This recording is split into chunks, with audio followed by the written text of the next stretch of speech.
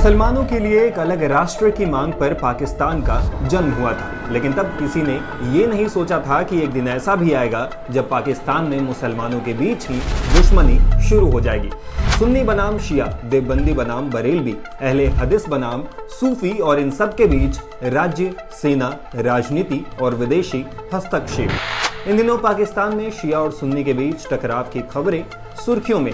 हालांकि पाकिस्तान में मुस्लिम गुटों के बीच टकराव कोई अचानक पैदा हुई समस्या नहीं है, ये एक धीमी, परतदार और ऐतिहासिक प्रक्रिया का नतीजा है। ऑन द स्पॉट के इस एपिसोड में आइए जानते हैं कि पाकिस्तान में मुसलमानों के बीच टकराव कैसे शुरू हुआ और क्यों पाकिस्तान अब तक इस आग से पूरी तरह बाहर नहीं निकल पाया है।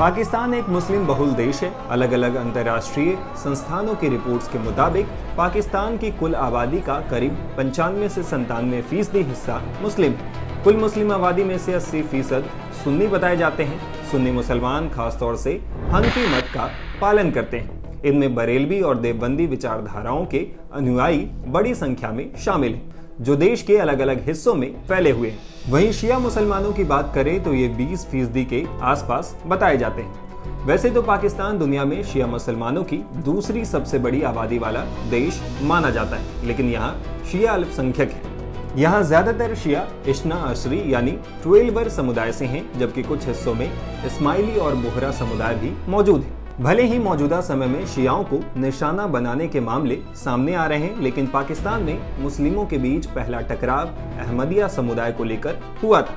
ये साल 1953 में हुआ। पाकिस्तान के पंजाब दंगे भड़क गए। अहमदिया को गैर मुस्लिम घोषित करने की मांग उठी। इस दौरान भयंकर दंगे हुए। पंजाब सरकार के आधिकारिक रिपोर्ट के मुताबिक इसमें 20 लोगों की मौत हुई, लेकिन स्वतंत्र रिपोर्ट्स बताते हैं कि मरने वालों की संख्या बहुत ज्यादा थी। कुछ ने इसे 1000 तक होने की भी संभावना जताई थी।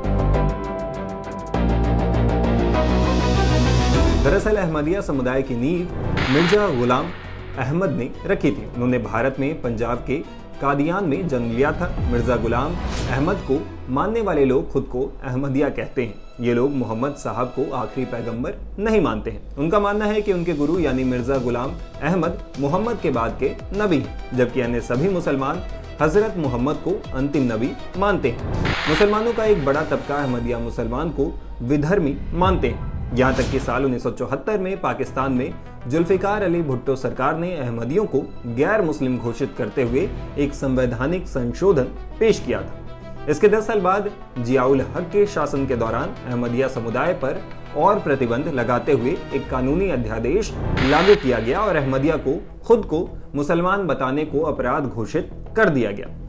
इससे उनकी संपत्ति और मस्जिदों पर कब्जे के मामले बढ़े। मौजूदा समय में भी अहमदिया मुसलमान पाकिस्तान में डर के साए में ही जीने को मजबूर है।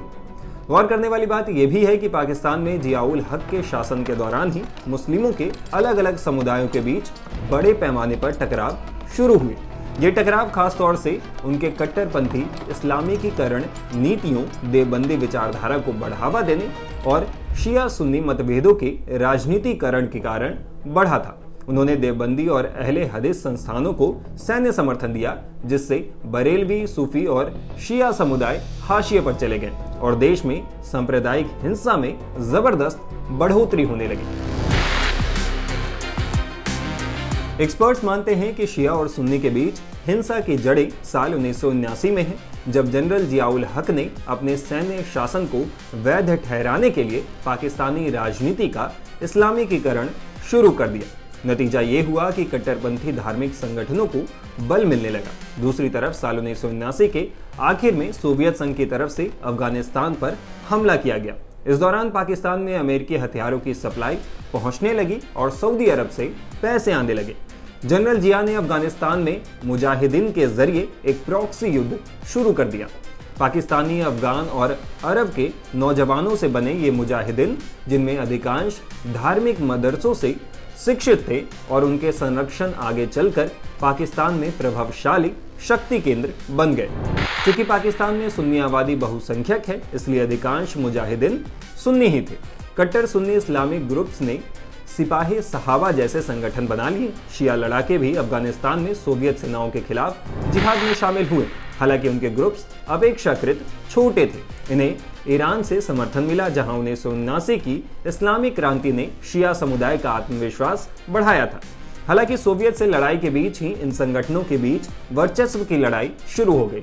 सुन्नी संगठनों ने पाकिस्तान में शिया मुसलमानों पर हमले शुरू कर दिए। शिया उग्रवाद के बढ़ने से तहरीके जाफरिया जैसे संगठनों का गठन हुआ, जिन पर सुन्नियों के खिलाफ जवाबी हमले करने के आरोप लगे। जब सांप्रदायिक हमलों में पाकिस्तान दशकों तक झुलसता रहा, इसी बीच पाकिस्तान के तत्कालीन राष्ट्रपति जनरल परवेज मुशर्रफ ने जनवरी 2022 में उग्रवाद के खिलाफ अभियान चलाया और सबसे हिंसक संगठनों पर प्रतिबंध लगा दिया। हालांकि ये पहल और इससे पहले भी की गई दूसरी कोशिशें साफ तौर से असफल रहीं। शिया और सुन्नियों के बीच लड़ाई जारी रही। समय के साथ कई और कट्टर संगठन सामने आने लगे, लेकिन असल में शिया और सुन्नी के बीच लड़ाई क्या है, अब इसे समझते हैं। वैसे तो शिया और सुन्नी दोनों ही इस्लाम की मूलभूत मान्यताओं पर सहमत हैं और एक ही पवित्र ग्रंथ कुरान को मानते हैं, लेकिन दोनों के बीच बंटवारा पैगंबर मोहम्मद के निधन के बाद ही शुरू हो गया था। उनके उत्तराधिकारी को लेकर मुसलमानों के बड़े ग्रुप ने पैगंबर के करीबी सहयोगी अबू बकर को खलीफा चुना। समुदाय के एक बड़े हिस्से ने इस फैसले को मान भी लिया। हालांकि दूसरा ग्रुप ये मानता था कि पैगंबर के दामाद और चचेरे भाई अली को खलीफा होना चाहिए। सुन्नी अबू बकर के समर्थन में खड़े थे, जबकि शिया अली के समर्थन में। ये विवाद चलता रहा। इसलिए 1661 ईस्वी में अली की हत्या कर दी गई और उनके प्रमुख विरोधी मुआविया खलीफा बने। बाद में खलीफा मुआविया के बाद उनके बेटे यजीद सत्ता में आए, लेकिन अली के पुत्र हुसैन ने यजीद की वैधता स्वीकार करने से मना कर दिया। नतीजा ये हुआ कि दोनों पक्षों के बीच संघर्ष हुआ। 680 ईस्वी में करबला के पास हुए युद्ध में हुसैन और उनके समर्थकों का निर्मम नरसंहार कर दिया गया। अली और हुसैन दोनों की मौतों ने शिया समुदाय में शहादत की परंपरा और विश्वासघात की गहरी भावना को जन्म दे दिया। अलग अलग अरब देशों में भी शिया और सुन्नी के बीच लड़ाई चली आ रही है। पाकिस्तान की बात करें तो मौजूदा समय में शियाओं पर हमले के लिए तहरीके पाकिस्तान तालिबान यानी टीटीपी और इस्लामिक स्टेट खुरासान को जिम्मेदार माना जाता है। पाकिस्तानी सरकार कभी रणनीतिक मजबूरी तो कभी राजनीतिक सौदेबाजी के लिए इन संगठनों का इस्तेमाल करती रही है। पाकिस्तानी सरकार इस आग को पूरी तरह बुझाने के बजाय उसकी दिशा बदलने की कोशिश करती रही है। सांप्रदायिक हिंसा ठीक वैसे ही है जैसे उत्तर पश्चिम पाकिस्तान में उग्रवाद एक ऐसी समस्या बन चुकी है जो खत्म होती नजर नहीं आती है। ऑन द स्पॉट के इस एपिसोड में इतना ही। अगले एपिसोड में किसी और टॉपिक के साथ आपके सामने मुखातिब होंगे। शुक्रिया।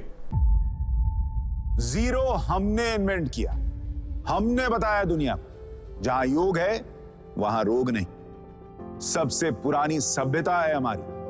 गुलामी से तो और देश भी लड़े भाई, पर आजादी के लिए अहिंसा का रास्ता बस हमारा था। अपने पसीने से जमीन सींचता किसान और घर में घुसकर मारने वाले जवान, बस इसी मिट्टी ने जने। इसके हाथ ने जब थामा जज्बा तो इतिहास रचे। कदम बढ़ाए तो चांद का वो हिस्सा चूमा भाई, जहां कोई कभी नहीं पहुंचा। आज पूरी दुनिया में शान से लहरा रहा है तिरंगा, और इसके पीछे है गर्व से भरी अनगिनत कहानियां जो लिखी जा चुकी हैं और लिखी जा रही हैं, जिन्हें मैं सुनाऊंगा राष्ट्रगर्व रोज शाम 6:25 पर।